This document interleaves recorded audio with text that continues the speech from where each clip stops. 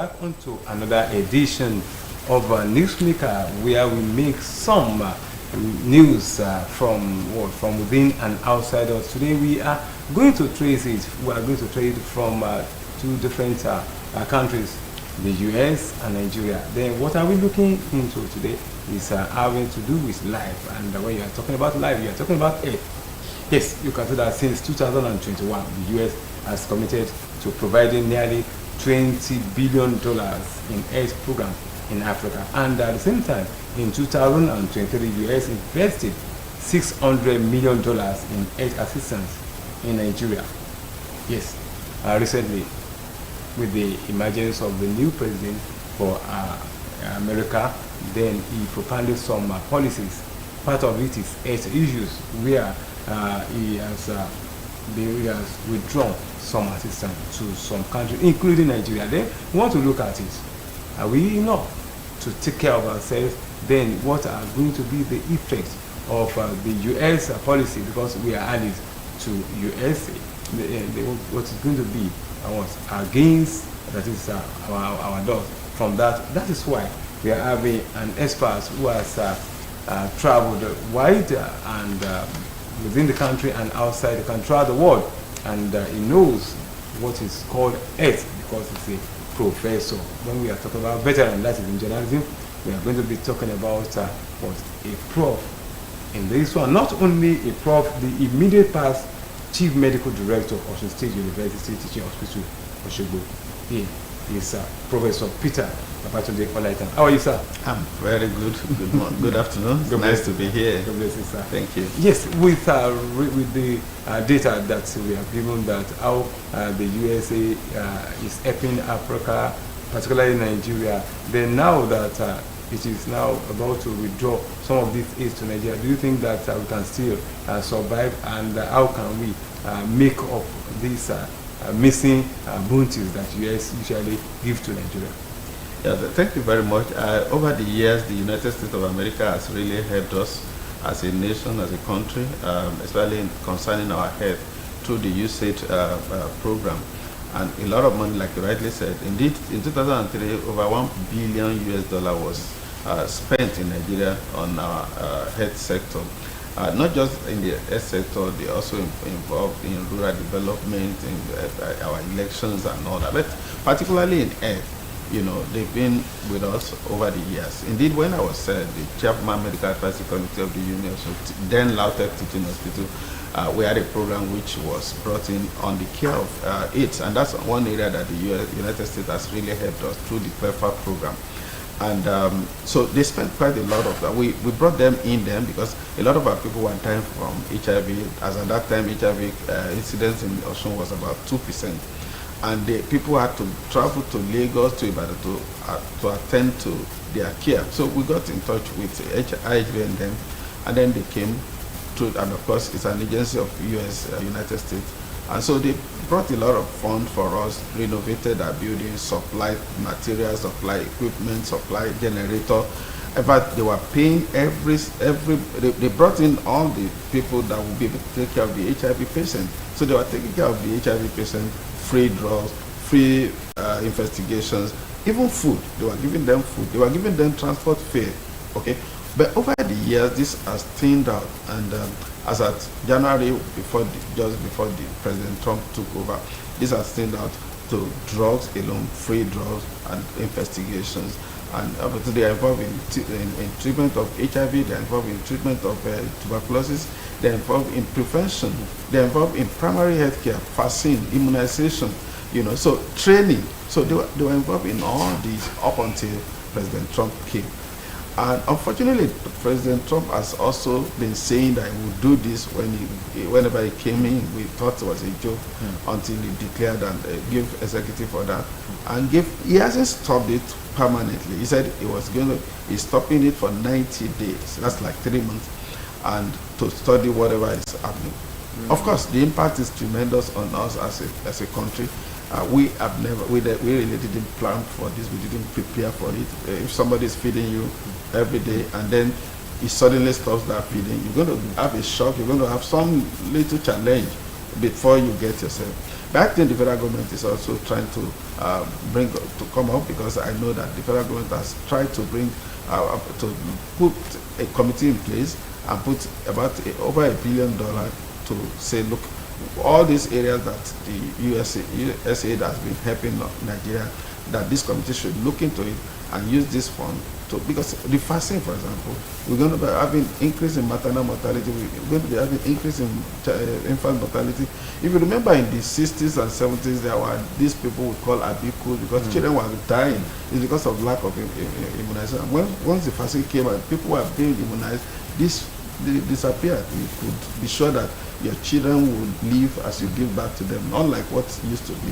So it was this aid that actually has assisted over the years, and then suddenly that is being stopped. And I'm happy that the federal government is looking at that. I hope and pray that this can be sustained. Okay. The pulling out of US from WHO, then stopping, that is for a while, the assistance given to us through HIV/AIDS and tuberculosis too. Then do you think that Nigeria, as we are, we cannot fend for ourselves? Yeah, I think we can, but I think we have not prepared to do. I think that's the problem. But to be fair to Nigeria government, I think we've been overfed over the years, that we left certain things, certain care that we should be giving to ourselves to them. And so we didn't see it again as our responsibility anymore over the years. And so that is a problem. Once you are not used to doing something and then suddenly you are asked to do it, it will take time. We can do it. I mean, we can do it. The United States has really helped a lot since 1961. They've brought this program on, and a lot of countries have benefited all over the world. I'm sure there will be a policy rethink on the part of the United States. But even if that doesn't happen, I think it's a time for us to sit down and ensure that our people do not go through the, look at it, Nigeria. The budget for health is about 4% now. And there was an Abuja declaration in 2001 that stipulated that all African countries will put 15% of their budget into health. So we put 4. You can see that gap. Nigeria budget 2.4 trillion naira. Yeah. And then 4% of that is given to health instead of the 15% that was agreed. So that's a problem. And so as a nation, I think we should be able to sit up and say, look, we need to take care of our people. We need to take care of ourselves. It's our responsibility. It's not the responsibility of another country to come and take care of us. And so there should be a policy rethink, and there should be a strategizing and the planning. And I think the federal government has started that. And I hope also that all the states will also sit up and do the same. Local government will do the same. And so we should be able to. But it will take time, I must confess to you.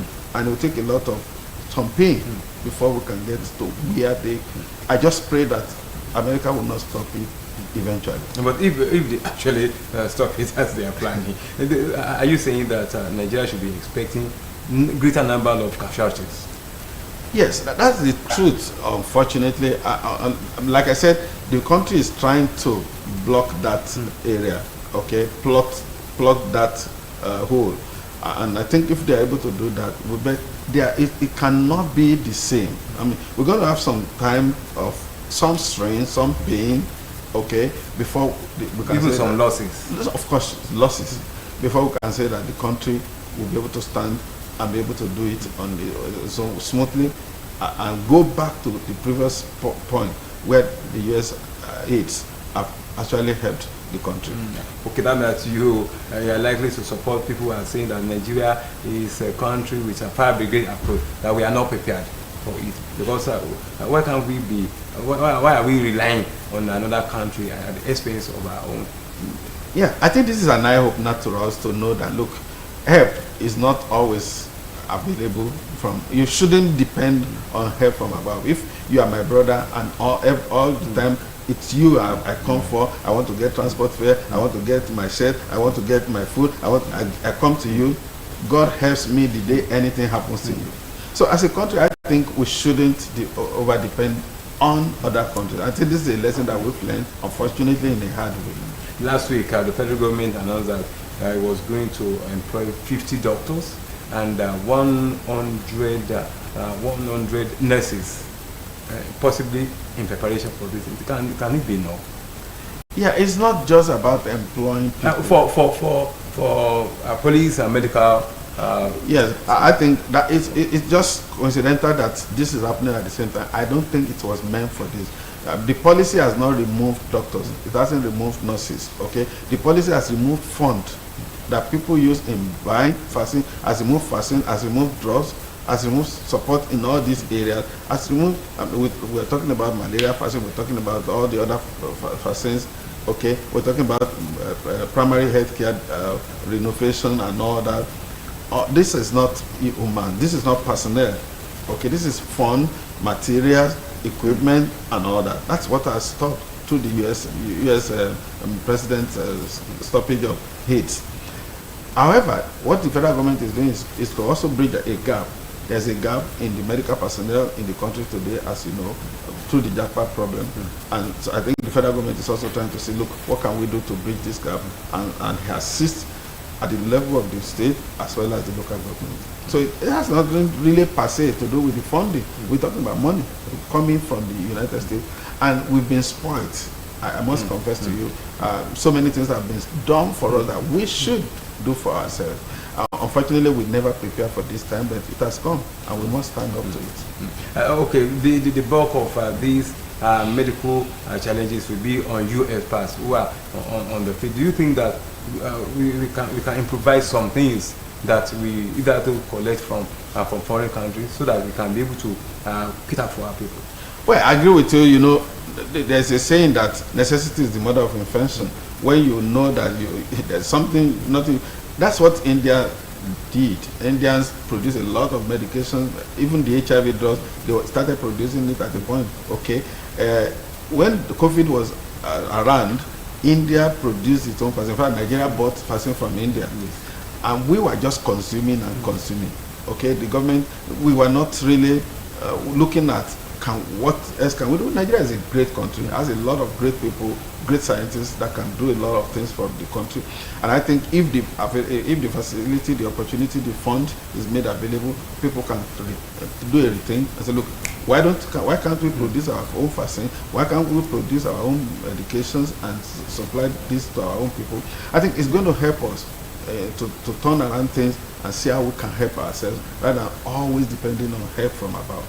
Okay, I can see that you in the orthodox medicine, you always see some negativity in traditional medicine. Okay, they also transform it into tradomedical, even that some universities are offering. But why there's no synergy between you, orthodox, and the traditional?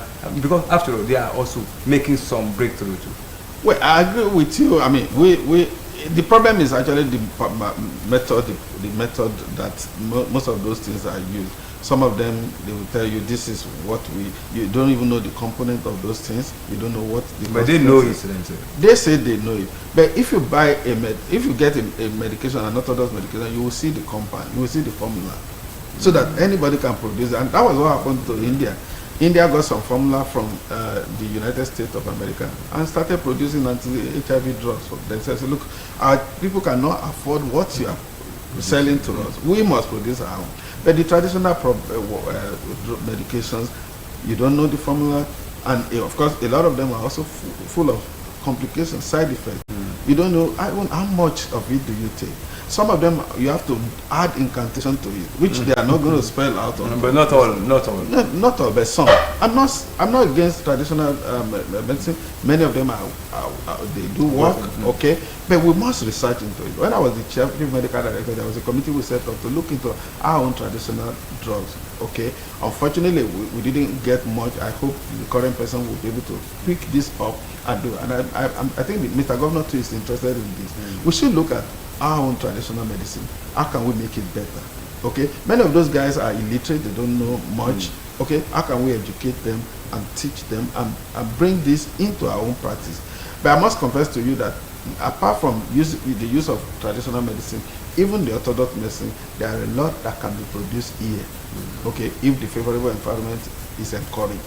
We talk about electricity, for example, talk about water, for example. All these are things that affect the production and that increase the cost. And so people prefer to just go and import and bring it in.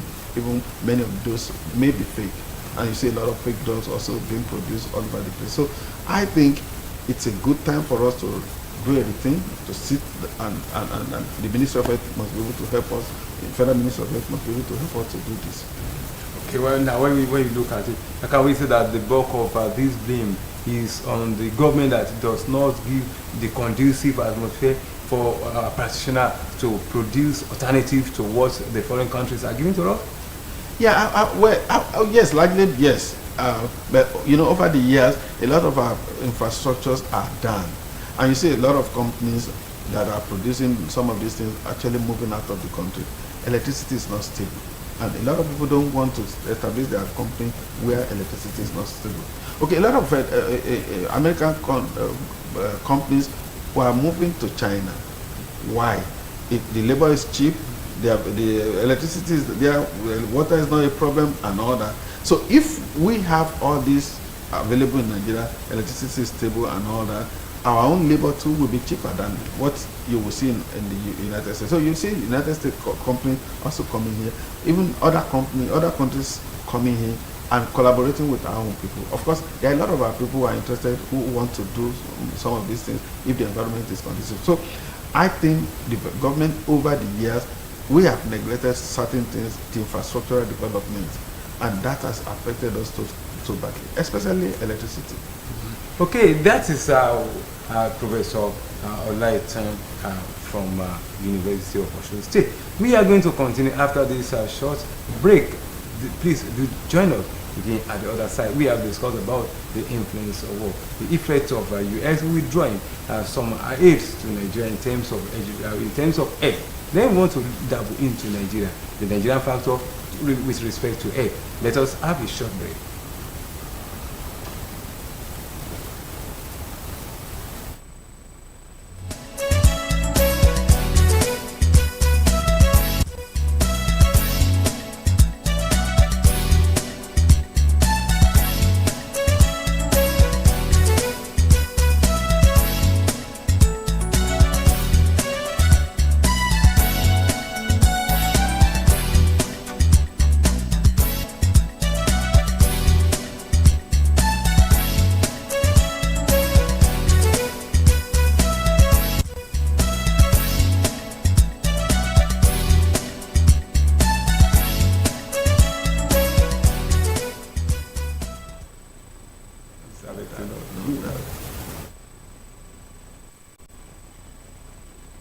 Newsmaker with Professor Olaitan from Osun State Teaching Hospital, Osogbo here.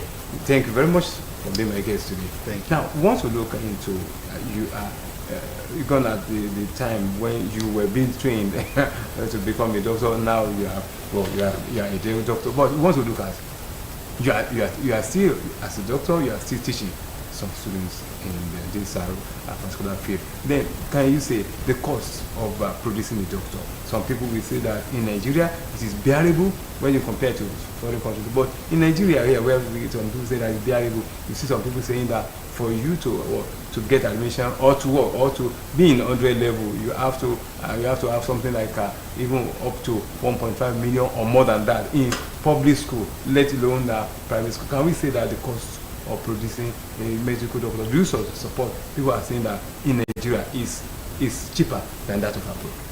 Oh, definitely it is. Producing a doctor, let's look at the public institutions. The public institutions like OAU, Ibadan, Unilag, even Uniosun, okay, the cost of tuition is just some small money. Okay. For somebody like you? No, for everybody, for anybody. Okay, because the public supports that, the government supports that. Okay, so it's a public institution. So maybe for less than 200,000 naira in a year, you are in school.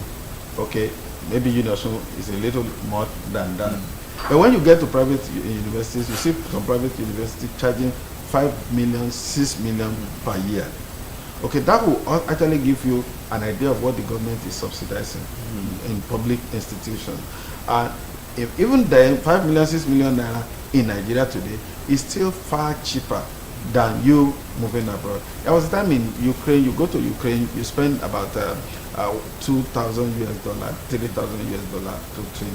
At that time, it was around 750,000 naira when you put it together. But $3,000 today is about 4.55 million naira. Okay, that's aside from other things that you're going to be putting in place. So, not to talk of if you go to United States, Germany, or United Kingdom, it's much more. An average doctor, by the time he finishes in the United Kingdom, stay is owing, because usually you take loan, and is owing about 500,000 US dollars that he will have to continue to pay after he graduates. So, and that's why people say it's cheaper here, because the government is supporting it, no doubt. Even those private ones are still much cheaper in Nigeria than going abroad. I want you to divert a little bit to issue of a loan. The federal government has launched loan for students in Nigeria. When you compare it to that of the loan, possibly we want to copy what is happening abroad. Is our own also feasible? It is, and actually a lot of people in the academics are already were talking about this. Make loans available to students. One is that it's going to be able to make every child that has finished secondary school to go to the university. In the United States, UK, primary school to high school is free. So it's only when you want to enter into the university that you pay. And so if you want to enter into you want to go to the university, you still don't have the capacity, then you have access to the loan. So there's nothing restricting you from getting your education. And that also, because you are going to pay appropriate fund to the university, to the institution you are going, it also allows the institution to be able to make available those things that you need. Now, the federal government is saying we are offering subsidized education, and then not making appropriate infrastructural facilities available. So that is reducing the quality of the education that the students are getting. And so that's why some people are saying, give the loan to everybody that wants the loan, but make sure that the public institutions are also people are made to pay what they should pay, so that those institutions can also use those funds to also develop the place. And on the final note, we cannot do this program without talking about the Japa syndrome. Okay, some people have been trained in Nigeria to become doctors, nurses, pharmacists, and some other things like that, with the aim of going abroad. Because they believe that firstly, job is not affordable in Nigeria. Then secondly, when they go there, they get greener pasture. What is your advice to people of that mind? Well, the truth of the matter is that every human being wants to get somewhere. So everyone where he thinks that the land is greener. Okay, so I think that is a human nature. The love for one's country. Yes, there must be love for one's country. But if you look at the Quran, the Bible, people even those days, once there is a famine in a land, they move to another land to look for greener pasture. So it's been a human thing. Okay, so we then as a country must look at what are the things that are pushing them out. What are the things that are pulling them to that place from those countries? Okay, pulling factors with good education, security, electricity, good pay. Those are the pulling factors. Oh, I want to enjoy life. They go there. So can we make those things available here so that they can stay? Now, pushing factor will be those things that we're talking about. No electricity, your salary is poor, no loan, no car loan, no housing loan. Can we do that? If we do this, we juggle between these two, I'm sure that more people will want to stay than going outside the country. Okay, what is your advice to the parents who support training them here, sending them abroad? No, it's everybody. You are training your child because you want the best out of him. So if your child, you've trained him, is working 3-4 years, it can bring something to you. It's difficult for you to say that child now has an opportunity somewhere else and say, oh, don't go, please, because of the love of the country. I believe that, yes, we must be patriotic to our own country, but then the country also should look at how the people can be taken care of. If we all look at it this way, I think Nigeria will be better, and we will be better taken care of. Our health care will be much better. Thank you very much. I appreciate you. Thank you, on behalf of the management of the corporation and the editorial advisor, Mutunrayo Ayegbayo, and the producer, Oluwatoyin Yusuf, as well as the crew on duty, we appreciate you. The person you have been watching since some minutes ago has been the immediate past Chief Medical Director of Osun State University Teaching Hospital, Professor Peter Batunde Olaitan. Thank you very much. Thank you so God much. bless you. Really. It's nice to be here. I'm Adebisi Abijeli. By the grace of God, we are going to meet again next week with another guest. I say bye for now.